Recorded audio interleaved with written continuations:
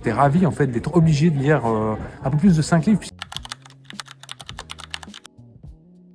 Beaucoup de plaisir parce que je suis un grand lecteur et que des fois je peux passer à côté des ouvrages des écrivains suisses romands et suisses romandes, et j'étais ravi en fait d'être obligé de lire un peu plus de 5 livres puisque j'ai bénéficié de la collection un peu élargie avant que le choix final s'opère sur les 5 personnes qui ont été retenues.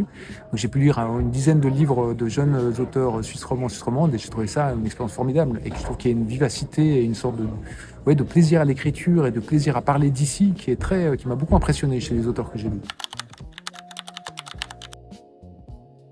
Moi, j'avais étudié la littérature romande à l'époque à l'université de Lausanne, il y a 30 ans en arrière.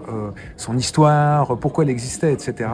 Et puis, il y avait toujours, je pense que tous les écrivains et écrivaines vivaient peut-être dans l'ombre de grands écrivains et écrivaines qui étaient arrivés avant eux. Là, ça m'a beaucoup surpris à quel point ils s'étaient décomplexés, c'est-à-dire à quel point ils écrivaient pour eux, qu'ils n'avaient pas de problème ou de gêne à parler d'ici, à raconter des histoires qui se passaient chez eux, même de parler de problématiques très personnelles, mais dans un ton qui est assez singulier. Et cette singularité, je trouve qu'il y avait une sorte d'écriture, de signature romande que je trouvais très belle et qui, paradoxalement, existe peut-être moins dans le cinéma. Je trouve que les écrivains et écrivaines suisses sont plus décomplexés, tranquilles, relax, avec leur identité que le sont les cinéastes. Je me suis dit que comme j'avais la chance de pouvoir avoir accès à tous ces livres et que j'ai la chance d'enseigner toujours à l'ECAL, à Lausanne, qu'il y avait peut-être la possibilité de faire quelque chose en commun, et comme les étudiants de première année doivent tourner une scène et qu'on ne leur demande pas en première année tout de suite d'avoir des compétences de scénariste, mais plutôt des compétences de metteur en scène, metteuse en scène, je me suis dit qu'il serait intéressant qu'ils prennent une des scènes d'un des livres et qu'ils en fassent une adaptation.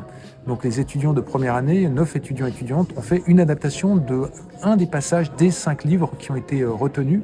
C'était une occasion aussi de les obliger à lire les 5 livres, puisqu'ils ne savaient pas quel livre ils allaient devoir adapter. Donc c'était une bonne chose. Et puis aussi de pouvoir parler avec eux d'univers qui sont en dehors de leur univers habituel. Quand on est un jeune réalisateur, une jeune réalisatrice, des fois on parle beaucoup de choses qui sont proches de soi, ses histoires, ses personnages. Et là, ils ont dû s'intéresser à des gens qui étaient d'autres générations, voire même d'autres temps ou d'autres pays qu'eux. Et ça, c'était très salutaire, parce que ça déplaçait des fois les problèmes d'ego ou de sensibilité par rapport au sujet pour ne parler en fait véritablement que de la mise en scène. En première année, ils sont très dociles parce qu'ils veulent rester à l'école. Donc ils sont d'accord avec tout. Ils trouvent toujours tout formidable en première année.